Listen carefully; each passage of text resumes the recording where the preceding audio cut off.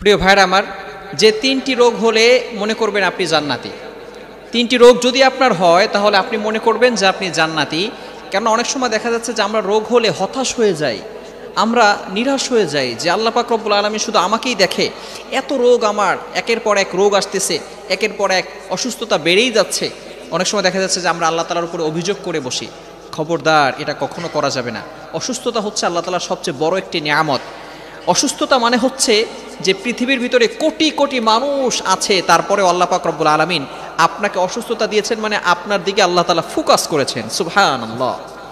অবশ্যই আপনাকে স্মরণ রাখতে হবে যে অসুস্থতা, বিপদ মানে হচ্ছে আল্লাহ পাক রব্বুল আলামিন আপনাকে খুশি হয়ে দিচ্ছেন। কিন্তু অনেক সময় বান্দা এটাকে খুশি মনে নেয় না, বান্দা আল্লাহর প্রতি নারাজ হয়ে যান, বান্দা আল্লাহর প্রতি অসন্তুষ্ট হয়ে যায়, অভিযোগ করতে থাকে।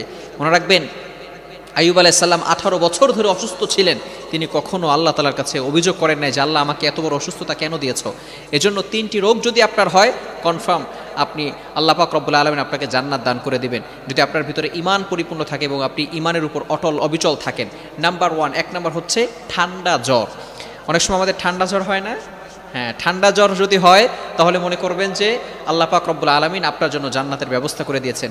এই জ্বর হলে আল্লাহ পাক রব্বুল আলামিন মানুষের পিছনের যে গুনাহগুলো আছে সেই গুনাহগুলো মাফ করে দেয়। বলেন সুবহানাল্লাহ। গফির লাহু মা তাকাদ্দামা মিন জামবি ওয়াল previous sins will be forgive. Allah তাআলা এই জ্বরের মাধ্যমে তার পিছনের সকল গুনাহ খাতাগুলো মাফ করে দেয়। বলেন সুবহানাল্লাহ। এজন্য আমাদের সকলকে স্মরণ রাখতে হবে এবং মনে রাখতে হবে, জ্বর হলে, ঠান্ডা হলে আমরা ঘাবড়ে যাব না। অনেকের বেশি ঠান্ডা থাকে, আমারও দেখা যাচ্ছে অনেক সময় মাহফিল থেকে আসার সময় বিভিন্ন সময় ঠান্ডা লেগে যায়। এই ঠান্ডা লাগার ফলে দেখা যাচ্ছে যে আমাদের ভিতর থেকে যেই নাকের মাধ্যমে যে শ্লেষাগুলো বের হয়, এর মাধ্যমে অনেক বিষাক্ত যেই জীবাণুগুলো আছে সেগুলো বের হয়ে যায়। যার ঠান্ডা হবে, বেশি বেশি সর্দি হবে, সে কোনোদিন পাগল হবে না। সুবহানাল্লাহ। আল্লাহ পাক রব্বুল আলামিন কত বড় নিয়ামত এই অসুস্থতার ভিতরে দিয়েছেন। এজন্য 1 নম্বরে যাদের ঠান্ডা জ্বর, সর্দি জ্বর যাদের হবে, আল্লাহ পাক রব্বুল আলামিন তাদের জন্য জান্নাতের ব্যবস্থা করে দিবেন, তাদের জন্য জান্নাতের পথ সহজ করে দিবেন, অর্থাৎ এই অসুস্থতার মাধ্যমে আল্লাহ তাআলা তার পিছনের গুনাহকে মাফ করিয়ে দিবেন। দ্বিতীয় নাম্বার যেটা, সেটা হচ্ছে চুলকানি বা অ্যালার্জি। আমাদের অনেকের চুলকানি আছে, অ্যালার্জি আছে। আমরা অসন্তুষ্ট হয়ে যাই যে আমার শরীরে কেন এত চুলকানি, আমার শরীরে কেন এত অ্যালার্জি। আমরা অনেক সময় এভাবে বলে থাকি, নো, এটা করা যাবে না।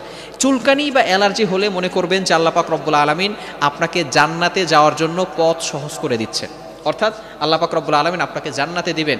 যাদের চুলকানি বা অ্যালার্জি হয়, বর্তমান চিকিৎসা বিজ্ঞান বলছে যাদের অ্যালার্জি আছে অথবা চুলকানি আছে তাদের কখনো কুষ্ঠরোগ হবে না। সুবহানাল্লাহ। শুধু তাই না, তাদের কখনো শ্বেতরোগও হবে না। সুবহানাল্লাহ। এজন্য চুলকানি অ্যালার্জি যাদের থাকবে, আল্লাহ পাক রব্বুল আলামিন তাদের জন্য জান্নাতের ব্যবস্থা করে দিয়েছেন।